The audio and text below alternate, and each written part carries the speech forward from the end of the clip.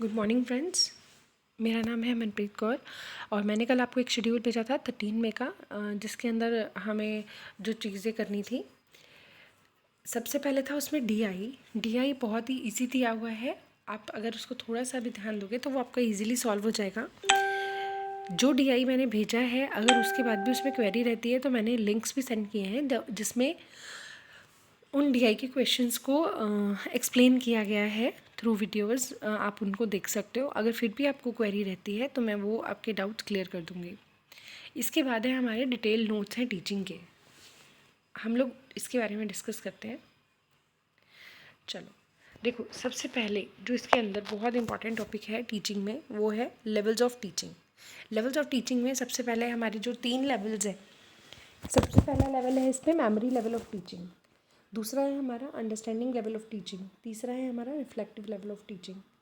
Memory level of teaching में क्या है, ये दिए थे, ये जो अप्रोच है ये दी थी हमें हर्बर्ट ने, और अंडरस्टैंडिंग लेवल दिया था मॉरिसन ने, रिफ्लेक्टिव लेवल दिया था हंट ने। आप इसे कुछ ऐसे भी याद कर सकते हो कि मेमोरी लेवल का तो हर्बर्ट है, ठीक है, इनिशियल स्टेज पे। अंडरस्टैंडिंग लेवल देखो मिडिल की अप्रोच है, बीच में है ना, एमएलटी और आरएलटी के बीच में है। तो आप एम से मिडल याद रख सकते हो, एम से मॉरिसन, क्योंकि याद भी तो करना है इसे। इसके नाम याद करने बहुत ज़रूरी है, पेपर में वो ही कई बार पूछ चुके हैं, ठीक है। फुल फॉर्म क्या है, memory level of teaching, understanding level of teaching, reflective level of teaching. Memory level of teaching the Herbert ने, अंडरस्टैंडिंग लेवल मिडिल में आता है और एम से मिडिल, एम से Morrison. Highest level of teaching है हंट ने दिया, किस नाम से है, रिफ्लेक्टिव लेवल ऑफ टीचिंग के नाम से। अब चलो डिस्कस करते हैं इन्हें डिटेल से। जब हम बात करते हैं मेमोरी लेवल ऑफ टीचिंग की, तो मेमोरी लेवल ऑफ टीचिंग में क्या किया जाता है, ये एक स्टिमुलस रिस्पॉन्स वाली अप्रोच है। इसके अंदर जो मेन फोकस होता है वो होता है रिटेन कराना और रिप्रोड्यूस कराना चीज़ों को। जैसे छोटे बच्चे, बिल्कुल छोटे बच्चों को बार बार पोएम्स रिसाइट कराना, एप्पल दिखा देना, एप्पल दिखा के उनको बोलना कि ये एप्पल है और उन्हें रिकॉल कराना। अब उन्हें लर्न हो जाता है कि एप्पल, जब भी वर्ड आएगा ए फॉर एप्पल, तो उनके माइंड में एप्पल की इमेज बन जाती है। क्योंकि जैसे उनकी बुक्स में क्यों पिक्चर्स होती हैं, क्योंकि उन्हें रोट लर्निंग कराई जा रही होती है, ठीक है। तो जब भी उनको एप्पल माइंड में आएगा तो उनके माइंड में इमेज बन जाएगी कि हाँ, एप्पल रेड कलर का होता है, जूसी होता है, इस तरीके से। तो यहाँ पे आप क्या कर रहे हो, अगर मेमोरी अच्छी है तो आप क्या कर रहे हो, अच्छी मेमोरी है या नहीं है, दोनों केसेस में आप बार बार चीज़ें रिसाइट कराते हो। पोएम्स, गानों के थ्रू किसी भी तरीके से उन्हें चीज़ें लर्न कराई जाती हैं ताकि वो अच्छे से इन चीज़ों को समझ सकें कि ये क्या है। तो कुल मिला के रोट लर्निंग को बढ़ावा दिया जाता है। तो ये एक लोअर लेवल है टीचिंग का। इनिशियल लेवल ऑफ टीचिंग है, इसे हर्बर्ट ने दिया था। ये एसआर अप्रोच है, मतलब स्टिमुलस रिस्पॉन्स पे बेस्ड है। मेमोरी लेवल ऑफ टीचिंग से हैबिट एंड रोट, किस चीज़ की हैबिट आती है, रोट मेमोराइजेशन की, किसकी, फैक्ट्स एंड फिगर्स की, ठीक है। ये क्या करती है, ये हेल्प करती है लर्नर को ताकि वो रिटेन कर सके, रिप्रोड्यूस कर सके चीज़ें। अब ऐसे बच्चे जो कि जो मेमोरी लेवल ऑफ टीचिंग में है, तो उसमें अगर उनका इवैल्यूएशन किया जाता है तो कौन सा जो तरीका है अपनाया जाता है, तो सबसे पहला तरीका है ओरल। छोटे छोटे बच्चों से ओरल एग्ज़ाम लिए जाते हैं ना, रिटन, ऐसे टाइप, ठीक है। ज़्यादा फोकस होता है ओरल और रिटन एग्ज़ाम पे, ऐसे टाइप एग्ज़ाम्स पे। नेक्स्ट है हमारा understanding level of teaching. Understanding level middle में आती है, मॉरिसन ने दी थी, ठीक है। सबसे पहली बात क्या याद रखनी है, किसने दी थी, मॉरिसन ने दी थी। इसमें क्या है, इसमें मेमोरी और इंसाइट और मास्टरी ऑफ सब्जेक्ट, ये दोनों चीज़ें काम करती हैं। Understanding the generalisation principles of facts, यानी कि जब आप इस लेवल के बच्चों को पढ़ाते हो तो उन्हें सही गलत का पता लगने लगता है, थोड़ी थोड़ी चीज़ें वो समझने लगते हैं, समझ के उन चीज़ों को करने लगते हैं, ना कि रोट मेमोराइजेशन करते हैं, ठीक है। जो अंडरस्टैंडिंग लेवल है, ये क्या करता है, ये अपॉर्चुनिटी प्रोवाइड करता है, इंटेलेक्चुअल बिहेवियर होता है इसमें, एक्टिव पार्टिसिपेशन दोनों का ज़रूरी होता है उसमें। जब हमने मेमोरी लेवल की बात करी थी तो उसमें एक्टिव पार्टिसिपेशन सबसे फर्स्ट लेवल पे बोला जाए तो वो टीचर का होता है, ठीक है, उसके साथ साथ वो स्टूडेंट को इंडल्ज कराता है। बट अंडरस्टैंडिंग लेवल में दोनों ही इन्वॉल्व होते हैं, प्यूपिल भी और टीचर भी। जब इसमें इवैल्यूएशन का कंसेप्ट आता है तो ऐसे टाइप क्वेश्चंस जो हैं हमारे, वो इसमें यूज़ किए जाते हैं अंडरस्टैंडिंग लेवल को चेक करने के लिए। नेक्स्ट है हमारा reflective level of teaching. Reflective level of teaching दी थी, हाईएस्ट अप्रोच है एच से हाईएस्ट, एच से हंट ने दी थी। जब RLT यानी कि रिफ्लेक्टिव लेवल ऑफ टीचिंग की हम बात करते हैं तो ये MLT और ULT दोनों को क्रॉस करके, मतलब दोनों से मिलकर आगे जाकर रिफ्लेक्टिव अप्रोच आती है। ये प्रॉब्लम सेंट्रिक अप्रोच है टीचिंग की। क्यों? क्योंकि इसके अंदर जो लेवल है स्टूडेंट्स का वो क्रिटिकल थिंकर्स वाला होता है। वो हर चीज़ को एनालाइज करते हैं। जैसे हम लोग हैं, इस लेवल के स्टूडेंट्स जो हैं वो हर चीज़ को एनालाइज करते हैं, क्यों है, कैसे है, जो आंसर आया वो क्यों आया, कैसे उसको करा जा सकता है। तो मेजर जो होता है फोकस इसमें, वो स्टूडेंट्स लर्नर्स ही होते हैं। उन्हें ही मोटिवेट किया जाता है, वो एक्टिवली काम करते हैं। जैसे प्रोजेक्ट्स बनाने के लिए दे दिया, असाइनमेंट्स दे दी, तो ये जो आप करवा रहे हो ये रिफ्लेक्टिव लेवल ऑफ टीचिंग में करवा रहे हो। ठीक है, अब इसके अंदर जो स्टूडेंट्स हैं या प्यूपिल्स हैं वो प्राइमरी प्लेस पे होते हैं, जबकि टीचर जो है वो सेकेंडरी प्लेस पे आता है। इसके अंदर जो इवैल्यूएशन सिस्टम फॉलो किया जाता है वो है हमारा ऐसे type answers. Attitude and behavioural measurement भी किया जाता है, जैसे कई एप्टीट्यूड टेस्ट और ये सब बिहेवियरल जो हमारे टेस्ट होते हैं वो सारे अपनाए जाते हैं। ठीक है, इसके बाद अगला कंसेप्ट है हमारा, ये तो हो गया हमारा level of teaching. Level of teaching एक बार रिवाइज कर लेते हैं कि लेवल ऑफ टीचिंग में क्या था। लेवल ऑफ टीचिंग में तीन लेवल्स हमने पढ़े हैं। एक है मेमोरी लेवल, दूसरे नंबर पे है अंडरस्टैंडिंग लेवल, तीसरे नंबर पे है रिफ्लेक्टिव लेवल। मेमोरी लेवल किसने दिया? हर्बर्ट ने दिया। मेमोरी लेवल के बाद आता है अंडरस्टैंडिंग लेवल, मिडिल में आता है, मिडिल में एम से Morrison. Understanding level highest level है, हाईएस्ट एच से हंट ने दिया। उसके अंदर टीचर प्राइमरी प्लेस पे रहता है मेमोरी लेवल में, और स्टूडेंट सेकेंडरी प्लेस पे। बीच वाली अप्रोच अंडरस्टैंडिंग लेवल में दोनों ही एक्टिव रोल प्ले करते हैं, और थर्ड अप्रोच में स्टूडेंट प्राइमरी प्लेस पर रहता है जबकि टीचर सेकेंडरी प्लेस पे। फर्स्ट वाले लेवल में ओरल एग्जाम्स और रिटन एग्जाम्स और ऐसे टाइप क्वेश्चंस पर ध्यान दिया जाता है, वैसे मेजर ध्यान ओरल और रिटन पे दिया जाता है। सेकंड वाले में यानी कि अंडरस्टैंडिंग लेवल में ऐसे टाइप क्वेश्चंस, और थर्ड में ऐसे टाइप क्वेश्चंस और एटीट्यूड और बिहेवियरल मेजरमेंट किए जाते हैं। ठीक है, इसमें यही है, इतना ही है ध्यान रखने वाला। इसकी शॉर्ट नोट साथ साथ रेडी कर लेना। अब आते हैं हम अगले टॉपिक पे, जिसको माइक्रो टीचिंग बोलते हैं। माइक्रो टीचिंग ड्वाइलाइट एलन ने ये अप्रोच दी थी स्टैनफोर्ड यूनिवर्सिटी 1963 में। ये एक नई टेक्निक है और इनोवेटिव टेक्निक है। इसमें क्या किया जाता है, देखो जिन लोगों ने बीएड किया है वो ये बात आराम से समझ सकते हैं कि प्री सेशन जो टीचिंग का सेशन होता है पढ़ाने के लिए, हम लोग जब स्टूडेंट जो टीचर्स को भेजते हैं उससे पहले उनको ट्रेनिंग दी जाती है। उस ट्रेनिंग में क्या किया जाता है कि उनको 5 to 15 मिनट्स का टाइम दिया जाता है। उनके सामने classroom situation as it is बनाई जाती है, लेकिन उनको जज करने के लिए सामने टीचर मतलब हाई अथॉरिटीज़ भी बैठी होती हैं। उन्हें 5 to 15 मिनट्स के अंदर स्टूडेंट्स को पढ़ाना होता है।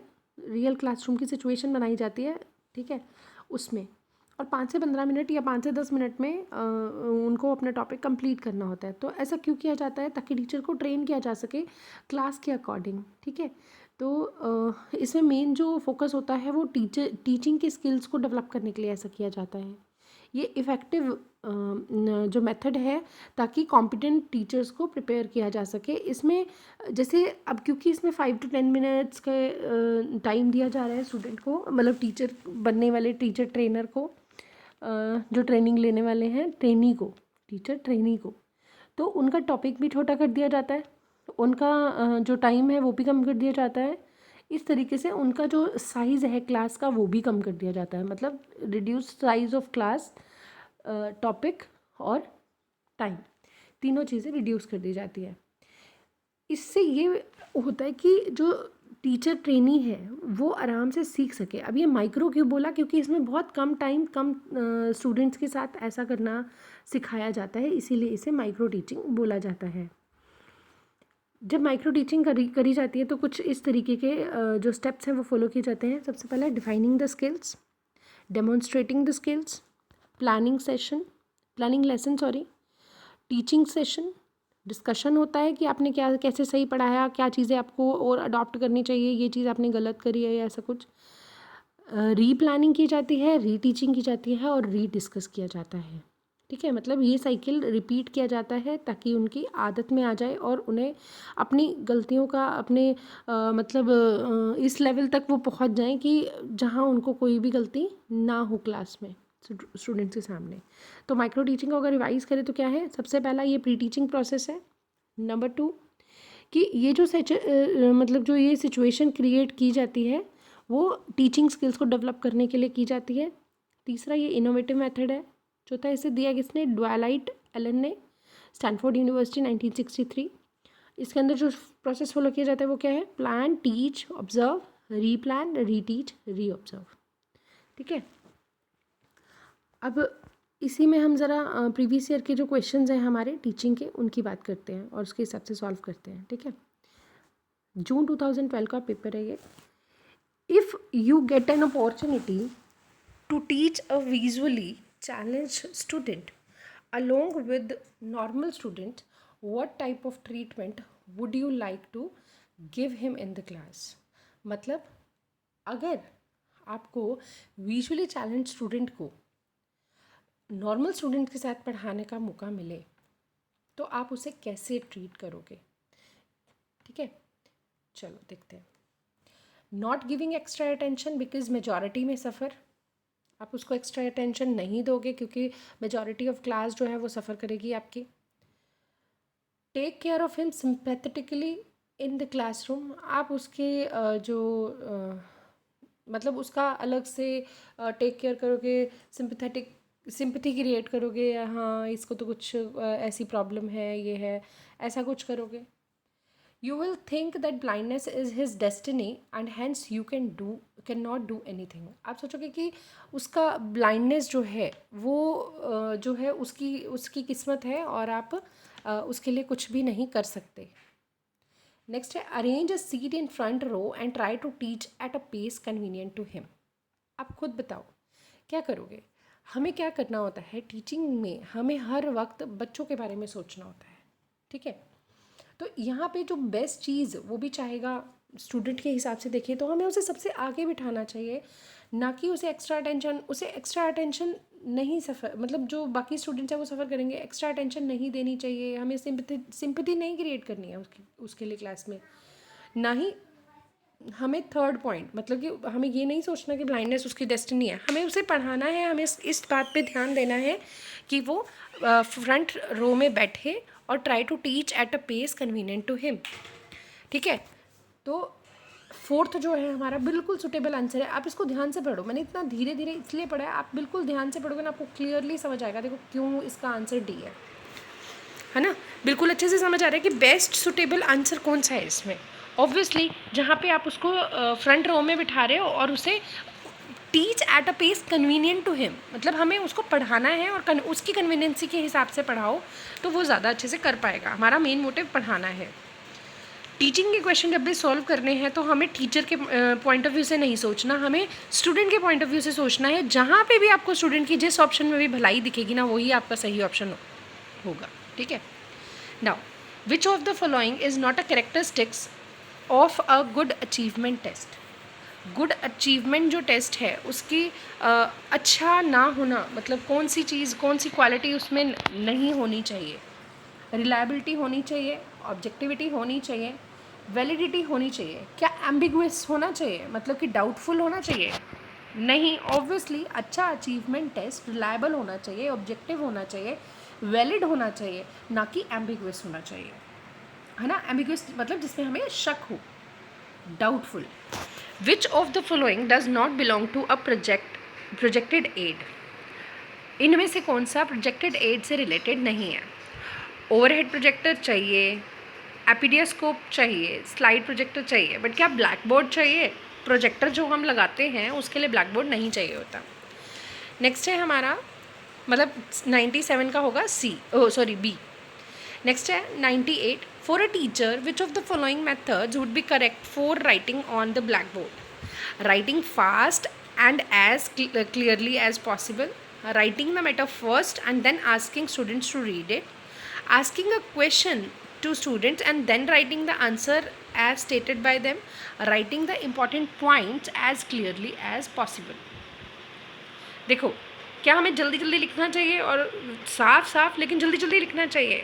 नहीं, हमें जल्दी जल्दी नहीं लिखना चाहिए। जब भी हम लिखते हैं बोर्ड पे, तो हमें क्लास को भी एक्टिवली उसमें पार्टिसिपेट कराना है। अगर हमारा ध्यान राइटिंग फास्ट में लग जाएगा तो हम उनको कनेक्ट नहीं करवा पाएंगे। तो फर्स्ट ऑप्शन तो गलत हो गया। राइटिंग द मैटर फर्स्ट, और फिर स्टूडेंट्स को बोलना उसको पढ़ने के लिए, नहीं, इतनी देर में, जितनी देर में आप मैटर लिखोगे इतनी देर में तो क्लास पूरा बहुत शोर मचा देगी। तो बी भी सही नहीं है। Asking a question to students और फिर राइट करना answers by as stated by them, no. इसने क्या बोला? Answer a question to students, ठीक है, आंसर करो, मतलब पूछो उनसे, आस्क, बट वही आंसर्स बोर्ड पे लिखने लायक होंगे ऐसा कुछ ज़रूरी नहीं है। तो then writing the answers as stated by them, no, this is wrong. Writing the important points, हाँ, हमें हमेशा इम्पॉर्टेंट पॉइंट्स लिखने चाहिए और जितना क्लियर हो सके उतना ही पॉसिबली हमें क्या करना चाहिए, उन पॉइंट्स को क्लियर लिखना चाहिए। तो 95 का क्या होगा? 4, 96 का 3, 97 का 2, 98 का 4। नेक्स्ट है, a teacher can be successful अगर वो हेल्प करता है स्टूडेंट की उनको बेटर सिटीज़न बनाने में, वो इम्पार्ट करता है सब्जेक्ट नॉलेज, सिर्फ सब्जेक्ट नॉलेज दे देता है स्टूडेंट्स को, प्रिपेयर करता है स्टूडेंट्स को कि वो पास हो जाए एग्ज़ाम में, प्रेजेंट करता है subject matter in well organised manner. तो क्या होना चाहिए? देखो, टीचर सक्सेसफुल तब होता है जब वो उन्हें अच्छा सिटीज़न बनाने में हेल्प करे। बिल्कुल हो सकती है ये बात, आगे देखते हैं। क्या सिर्फ नॉलेज इम्पार्ट करना? नहीं। प्रिपेयर करना स्टूडेंट को, सिर्फ वो एग्ज़ाम पास कर जाए, कुछ आता हो या ना आता हो? नहीं। प्रेजेंट करना subject matter in a well organised manner. तो ए जो है वो हमारी हद से बाहर है वो चीज़, उनको बेटर सिटीज़न बनाने की। हम सिर्फ अपनी नॉलेज दे सकते हैं, अच्छे तरीके से दे सकते हैं, उन्हें अच्छा स्टूडेंट बनाने की कोशिश कर सकते हैं। लेकिन अगर हम देखें तो जो सब्जेक्ट मैटर है वो उनको अगर वेल ऑर्गेनाइज तरीके से हम लोग अगर दे सके तो एक टीचर सक्सेसफुल माना जाएगा। क्योंकि यहाँ पे एक टीचर की बात हो रही है, इसीलिए कन्फ्यूज़ नहीं होना। देखो, बी और सी ऑप्शन तो देखते ही कट हो जाते हैं। ए ऑप्शन भी लगता है कि हमें कि हाँ ए ऑप्शन होगा, लेकिन ए ऑप्शन नहीं होगा, डी ऑप्शन होगा। क्योंकि प्रेजेंट करना सब्जेक्ट मैटर की नॉलेज वेल ऑर्गेनाइज्ड मैनर में ही एक टीचर सक्सेसफुल माना जाएगा। ठीक है। नेक्स्ट है, डायनेमिक अप्रोच टू टीचिंग का मतलब क्या होता है? Dynamic approach to teaching forceful और इफेक्टिव होनी चाहिए। फोर्सफुल तो यहाँ पे नेगेटिव, देखो पॉजिटिव वर्ड्स होने चाहिए ना, फोर्सफुल तो यहाँ नेगेटिव वर्ड क्रिएट कर रहा है। Teachers should be energetic and dynamic. The topics of teaching should not be static but dynamic. Students should be required to learn through activities. तो डायनामिक अप्रोच का मतलब ये नहीं है कि टीचर का जो, देखो फोर्सफुल वाला तो बिल्कुल ही गलत हो जाता है, वो तो समझ आ ही गया होगा, क्योंकि फोर्सफुल जो वर्ड है वो नेगेटिविटी क्रिएट कर रहा है ना, तो वो तो हमारा नहीं आएगा। जब हम बात कर रहे हैं कि टीचर को एनर्जेटिक होना चाहिए, लेकिन हमें तो स्टूडेंट के पॉइंट ऑफ व्यू से देखना है ना, तो स्टूडेंट के पॉइंट ऑफ व्यू से कहाँ पे आ रहा है? देखो, तीनों ऑप्शन टीचर की बात कर रहे हैं, क्या एक ने भी स्टूडेंट की बात करी है? सिर्फ फोर्थ ऑप्शन है जो स्टूडेंट की बात कर रहा है कि student should be required to learn through activities, है ना। तो फोर्थ हमारा ऑप्शन सही हो जाएगा। नेक्स्ट है हमारा दिसंबर 2011 का paper. By which of the following methods true evaluation of student possible होगा? एवैल्यूएशन हमें एट द एंड करना चाहिए, 2 बार करना चाहिए, कॉन्टीन्यूस करना चाहिए या फॉर्मेटिव करना चाहिए? आप खुद बताओ क्या होना चाहिए। क्या हमें रेगुलर नहीं करते रहना चाहिए, मतलब कॉन्टीन्यूस नहीं करना चाहिए? और हमें ये भी पता है कि CCE सिस्टम फॉलोड है ना, तो वो सिस्टम तो अच्छा सिस्टम है, तभी तो फॉलो किया हुआ है। तो सी होगा हमारा आंसर, क्योंकि कॉन्टीन्यूस इवैल्यूएशन करते रहना चाहिए, हमें साथ साथ परफॉर्मेंसेस का पता लगता रहेगा। सपोज एक student want to share his problem with his teacher, और वो विजिट करता है टीचर के घर पे इस काम के लिए, तो टीचर को क्या करना चाहिए? उसके पेरेंट्स को कॉन्टैक्ट करना चाहिए और उसकी प्रॉब्लम सॉल्व करनी चाहिए। उसे सजेस्ट करना चाहिए कि वो मेरे घर, मतलब अपने घर कभी नहीं बुलाना चाहिए उसे बोलना चाहिए कि भाई घर नहीं आओ। सजेस्ट करना चाहिए कि वो प्रिंसिपल से मिले और अपनी प्रॉब्लम सॉल्व करवा ले, या एक्सटेंड करना चाहिए reasonable help and boost his morale. बिल्कुल अच्छे से समझ आ रहा है ना कि रीज़नेबल हेल्प करनी चाहिए और उसके मोराल को बढ़ाने की कोशिश करनी चाहिए। स्टूडेंट क्या चाहेगा कि मेरे पेरेंट्स को बोल दो, टीचर प्रिंसिपल को बोल दो, मुझे घर से निकाल दो? नहीं ना, तो वो क्या चाहेगा? एक्सटेंड करो मुझे reasonable help and boost his morale, और उसके मोराल को भी बूस्ट करना चाहिए। तो 102 का हो जाएगा डी। नेक्स्ट है, जब some students are deliberately attempting to disturb the discipline of the class by making mischief, मतलब कुछ मिसचीफ के चलते वो डिस्टर्ब करते हैं क्लास को, इनडिसिप्लिन क्रिएट करते हैं, तो क्या करना चाहिए टीचर को? एक्सपेल कर देना चाहिए, निकाल देना चाहिए, अलग कर देना चाहिए उन स्टूडेंट्स को, reform the group with your authority, उन्हें सुधारना चाहिए, giving them opportunity for introspection and improve their behaviour. अब देखो बिल्कुल अच्छे से समझ आ रहा है ना, क्या करना चाहिए? उनके बिहेवियर को इम्प्रूव करने की कोशिश करनी चाहिए, उन्हें अपॉर्चुनिटी देनी चाहिए फॉर इंट्रोस्पेक्शन, ना कि उन्हें निकाल देना चाहिए, ना कि उन्हें अलग कर देना चाहिए, ना कि उन्हें सुधारना चाहिए अपनी अथॉरिटी का इस्तेमाल करते हुए। तीनों नेगेटिव है, सिर्फ ये एक है जिसमें आप उनके बिहेवियर को इम्प्रूव करने की कोशिश करेंगे। ठीक है, तो 103 का 4 हो जाएगा। नेक्स्ट है, इनमें से कौन सा प्रोजेक्टेड एड से बिलोंग करता है? ब्लैक बोर्ड करता है? नहीं, हमने पिछले वाले में देखा था। डायोरामा, एपीडियास्कोप और ग्लोब, और हमने पिछले वाले पेपर में देखा था कि एपीडियास्कोप है जो वो प्रोजेक्टेड एड का हिस्सा है, तो इसका आंसर हो जाएगा 3। A teacher is said to be fluent in asking questions अगर वो मीनिंगफुल क्वेश्चंस पूछता है, बहुत सारे क्वेश्चन पूछता है, मैक्सिमम नंबर ऑफ क्वेश्चन पूछ लेता है बिल्कुल थोड़े से टाइम में, फिक्स टाइम में, मैनी मीनिंगफुल क्वेश्चन पूछ लेता है फिक्स टाइम पे। वो मीनिंगफुल क्वेश्चन पूछे, ना कि फिक्स टाइम में मीनिंगफुल क्वेश्चन। बहुत सारे मीनिंगफुल क्वेश्चन पूछने का मतलब नहीं होता। फ्लुएंट तब माना जाता है जब वो कुछ मतलब का, जिससे कुछ समझ क्रिएट हो, ऐसा क्वेश्चन पूछता है, तो मीनिंगफुल क्वेश्चन आएगा 105 का 1। विच of the following qualities is most essential for a teacher? Teacher, he should be a learned person, he should be a well dressed person, he should have patience, he should have an expert in his subject। तो क्या होगा? देखो, उसे learn person होना चाहिए, उसे well dressed होना चाहिए, नहीं ऐसा नहीं।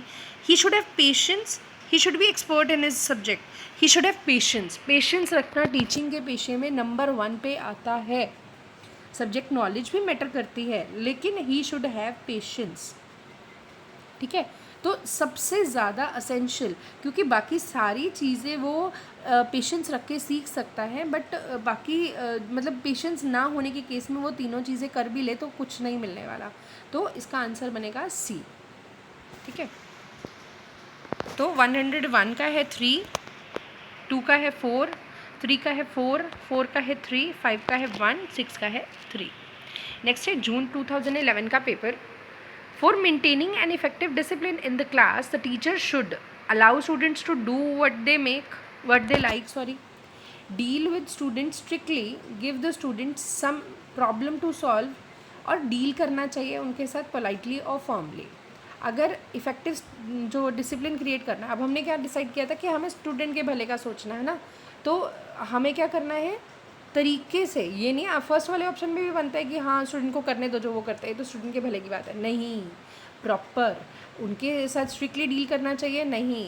Give the student some problem कि वो बिजी हो जाए उस प्रॉब्लम को सॉल्व करने में, नहीं। Deal with them politely and formally, हमें उनके साथ पोलाइटली और फॉर्मली बिहेव करना चाहिए।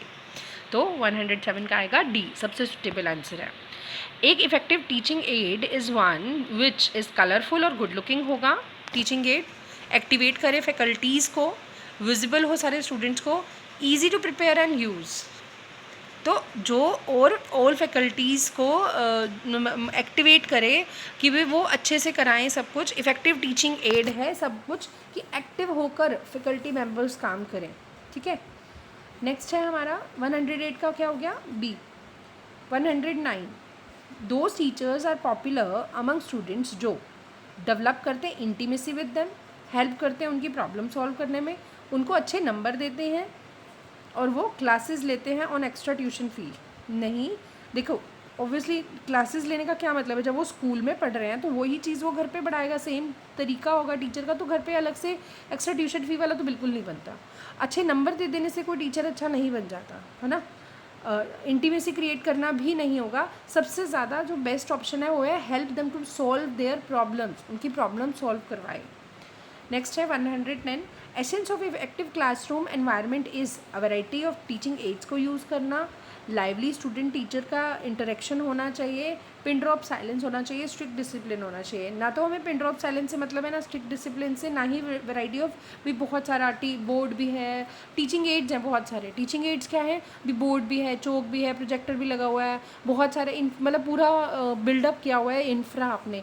लेकिन सबसे मेन चीज़ चाहिए लाइवली टीचर स्टूडेंट का इंटरेक्शन। समझ में आ रहे हैं ना क्वेश्चन? जो पहली बार भी कर रहा होगा उसे अच्छे से समझ में आएंगे कि क्या कहना चाहता है ये। नेक्स्ट है, लास्ट 2 क्वेश्चन है हमारे कि first day of his class अगर एक टीचर स्टूडेंट्स को बोलता है कि वो अपने आप को इंट्रोड्यूस करे तो उन्हें क्या करना चाहिए। He should ask them to meet after the class, tell them about himself. देखो, टीचर गया क्लास में और स्टूडेंट्स ने उससे बोला कि आप अपने आप को इंट्रोड्यूस करिए टीचर को।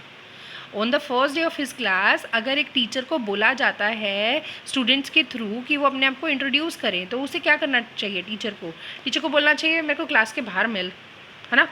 Tell them about himself in brief, अपने बारे में ब्रीफली बता देना चाहिए। इग्नोर करना चाहिए और अपना पढ़ाना शुरू कर देना चाहिए कि क्या बोल रहा है बोलने दो, उसे डांट मारकर बिठा देना चाहिए। Ask them to meet after the class, negative. Ignore the demand and start teaching, negative. Scold the students for unwanted demand, negative. उसको अपने बारे में ब्रीफ में बता देना चाहिए, ठीक है। फर्स्ट डे आपका क्लास का, आप अपने बारे में उसको बता दीजिए। नेक्स्ट आएगा हमारा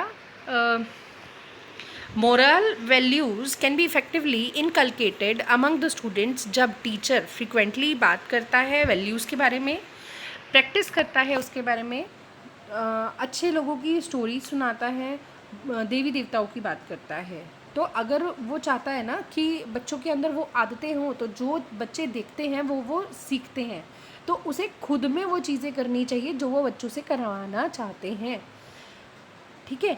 उन वैल्यूज़ के बारे में बात करना, अच्छे लोगों की बात करना, देवी देवताओं की बात करना, इससे सबसे ज़्यादा बेटर क्या है कि अपने आप में वो टीचर अगर चेंज लाता है तो बच्चे ऑटोमेटिकली उस आदत को, उस चीज़ को अडॉप्ट कर लेते हैं। तो इसी के साथ ही हमारे टीचिंग के सभी क्वेश्चंस फिनिश होते हैं। इसके बाद हम लोग नेक्स्ट में जो है वो डिस्कस करेंगे HRM के सॉल्यूशंस, जो प्रीवियस ईयर के क्वेश्चंस हैं उसके। तो इसमें मैंने टीचिंग और उसके प्रीवियस ईयर के 3 सालों के क्वेश्चन भी हमने डिस्कस कर लिए हैं। तो मिलते हैं नेक्स्ट वीडियो में। Thank you.